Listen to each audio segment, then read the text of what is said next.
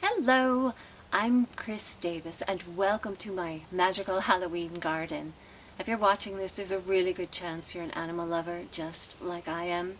For almost 20 years, I've had the great joy of writing books for people who share their lives with animals and understand that timeless connection that we have with our critters. My passion has been writing books for people who've lost an animal, and I hope maybe somewhere along the line one of my books might have brought someone comfort and healing during that really difficult time. So why did I want to do this Halloween video?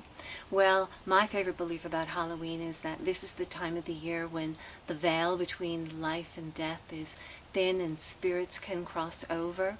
That got me thinking of all the dogs and cats that I shared my life with over the years, and many of them for the 25 years that I lived here.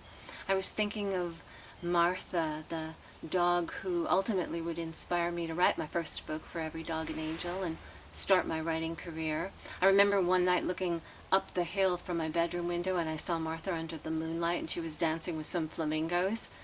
And then I woke up. Okay, so it was a dream, but it was so vivid and so whimsical that I had to put a picture like that in my book, Forever Paws. I lost Martha in 1995, and I buried her remains up there on that hill, kind of by the flamingos. And 2 months later, I brought home my dog Jake from the county animal shelter. He was a border collie German shepherd mix. Then he would be the love of my life. I bought Jake a whole bunch of toys when he came home, like we do when we bring home a new animal. And so we had the Squeaky and the Kong and the Chewies. And a few days later, I couldn't find any of them. And I was sitting up by Martha and I saw something red sticking out of the ground and did a little bit of digging. And Jake had buried all of his toys there for Martha.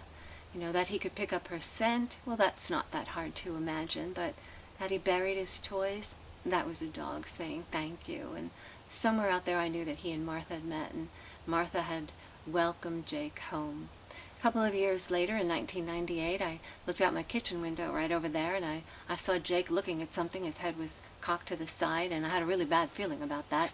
And I ran outside, and sure enough, there was a little tabby kitten sitting in front of him, but the kitten's eyes were all infected and glued shut, and so the kitten did not see the big dog drooling over it. And I said, "Jake?" And he stopped and he looked at me and back at the kitten, and I think something shifted for him in that moment, and he remembered that it hadn't been that long ago that he too had been homeless, and that's how Pippin came into our lives. And Pippin had an entourage. Her brother was under the deck with a broken tail, and that would become Dickens, and Mama Kitty came overnight and brought 2 more kittens and left them for me on the front porch, and that would be Star and Molly. And next night she came again and she left a dead mouse exactly where she had left the kitten, so I was pretty sure that was meant to be breakfast. Not quite a bagel and cream cheese, but you know, it was the thought that counted. I lost the last of all of my critters this past spring, and that was Molly, the kitten who lived to be just a few weeks shy of her 18th birthday. And as I lost her, she told me something really important. She was with all the animals. I could just feel that. And she said, "You took really good care of all of us for a total span of 36 years, and many of your own dreams didn't go realized or manifested." And she says, "I know you've wanted to go to London and waltz under the Northern Lights. That's kind of one of my fantasies. And I'm a space cadet, and I've never seen the Northern Lights, so that just doesn't seem right to me." She said, "You need some alone time because that's how you're going to go and dance with the fairies.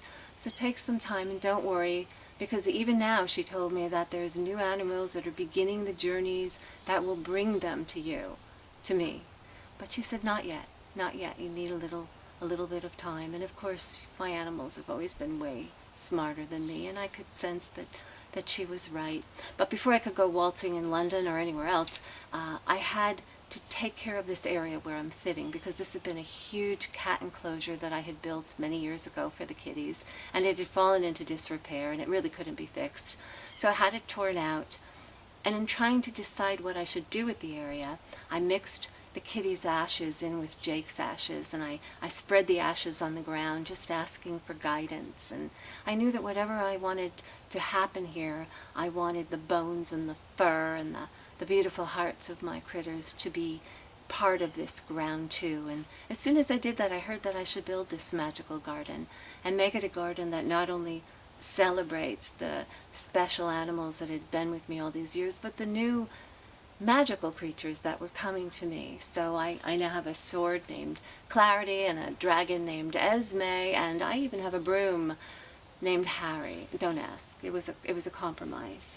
And as I was decorating Harry, I was putting some of the many feathers that the birds have left over the years for me. So there was hawk feather and a vulture feather. And for those of you who followed the story of Sweetie Pie a week or so ago, of the band-tail pigeon who'd been attacked badly in my yard by a hawk, and tried to get him to the rescue center there at Audubon, and they did their best for him, and he actually lived 3 days longer than he should have lived, but in the end he didn't make it, and I had to add some of Sweetie Pie's feathers here too. He was very dear to me, and I think he touched a lot of you too, based on all your comments on Facebook.